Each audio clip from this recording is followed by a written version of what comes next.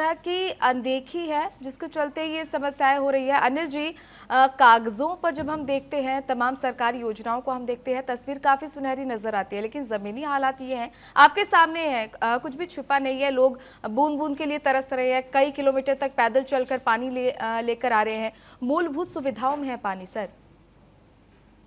कोमल जी, वाकई में पानी की समस्या है जी लेकिन एक बात को आपको स्वीकार करना पड़ेगा कि पानी की समस्या रात रात में पैदा नहीं। जी अगर पानी की समस्या है तो पिछले 15-20 साल से इसकी तरफ सरकारों का ध्यान नहीं जाना, बारिश के पानी का सदुपयोग नहीं करना, वाटर हार्वेस्टिंग नहीं करवाना, ये जो कुप्रबंधन रहा है उसका परिणाम यह है कि आज इतनी भयानक स्थिति हो गई। हमारी सरकार इस बात पर पूरी तरीके से प्रयासरत है कि पानी का कैसे सदुपयोग करा जाए, पानी का वाटर हार्वेस्टिंग को बढ़ावा देकर के कैसे करी जाए, पानी को किस तरीके से बचाया जाए। सरकार दीर्घकालीन काम पर पूरी तरीके से लगी हुई है और पूरी तरीके से कुछ दिनों बाद आपको परिणाम आने लगेंगे कि पानी की व्यवस्था में सुधार हो रहा है। सर, इतने सालों की समस्या अनिल जी।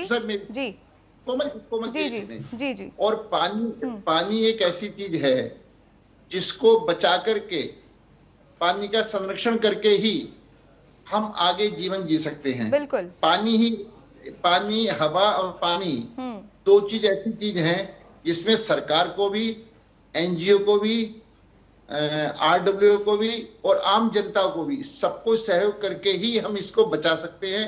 आप हवा और पानी दो चीज इतनी गंभीर चीज है जिन पर कंट्रोल किसी एक का नहीं है। सबके सहयोग से ही इसकी समस्या समाधान हो पाएगा और सबको मिलकर के इस पर समाधान पर ध्यान देना चाहिए। पानी की बर्बादी रोकनी चाहिए, पानी का संरक्षण करना चाहिए, बारिश के पानी का किस तरीके से उपयोग कर सकते करना चाहिए। सरकार अपनी जिम्मेदारी से काम करे और जनता भी जागरूकता के साथ काम करेगा तो इस समस्या मिलकर जल्दी समाधान हो जाए। बिल्कुल, और आपने ये बहुत सही बात कही है कि सरकार के साथ आम जनता को भी कहीं ना कहीं इस पहल में आगे आना होगा।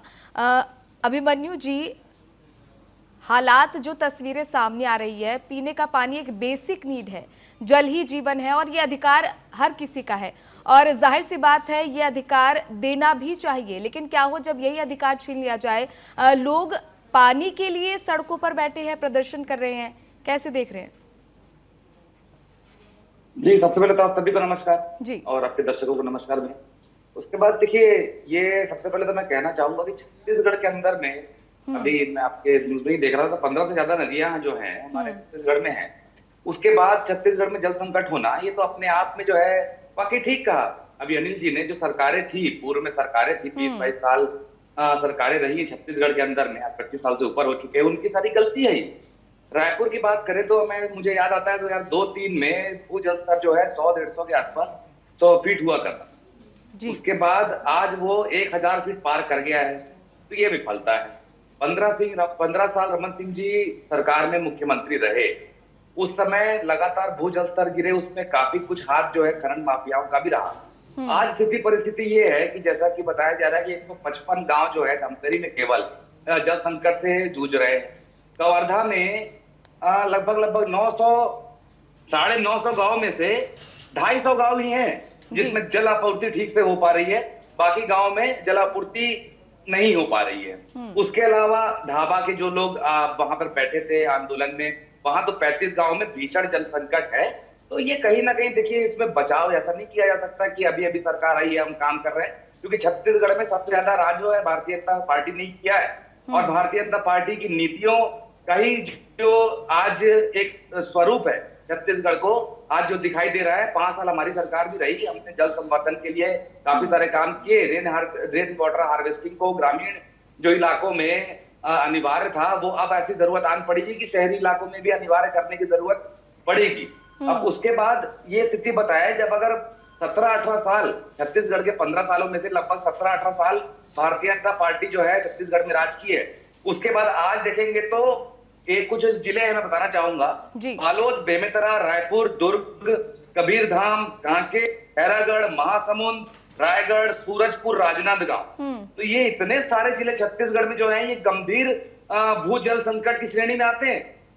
तो ये बहुत ही देखिए विकट स्थिति है और कांग्रेस पार्टी ये पानी को राजनीति करने का विषय नहीं मानती है।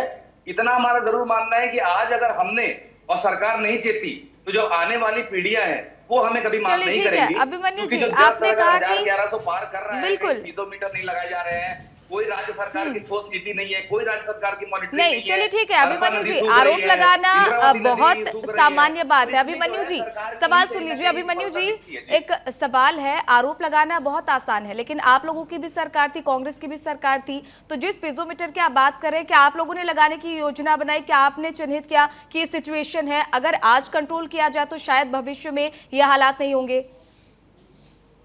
निश्चित रूप से जैसा मैंने बताया कि रेन वाटर हार्वेस्टिंग को हमने जो है जोर दिया था, जिसमें हम पहले ही हमने कहा था। और सबसे बड़ी बात, जो अवैध खनन होता है, अवैध खनन भी बहुत बड़ा इसमें अपने रोल निभाता है, जिसमें जल स्तर घटता है, तो उसमें भी लगाम लगाने का हमने काम किया। लेकिन पिछले 2 साल से जो है अवैध खनन बहुत बहुत ज्यादा स्तर बढ़ गया है अवैध खनन का छत्तीसगढ़ के अंदर में। तो ये भी एक बड़ा कारण है जिससे लगातार जल स्तर कम होता जा रहा है। तो इसमें मैं वही कह रहा हूँ, राजनीति ना करते हुए तत्काल बिल्कुल, इसका मतलब बिल्कुल कांग्रेस की जब सरकार थी, पर्याप्त कदम उठाए गए, पर्याप्त काम किया गया। बीजेपी नहीं राज किया तो बिल्कुल कहना बेमानी होगी बिल्कुल कि बिल्कुल सरकार बिल्कुल की अभिमन्यु जी, जैसे कि आपने कहा कि कांग्रेस ने, जब कांग्रेस का कार्यकाल था, तमाम काम किए, लेकिन कहीं ना कहीं बीजेपी सरकार की अनदेखी है, जिसके चलते ये हालात है।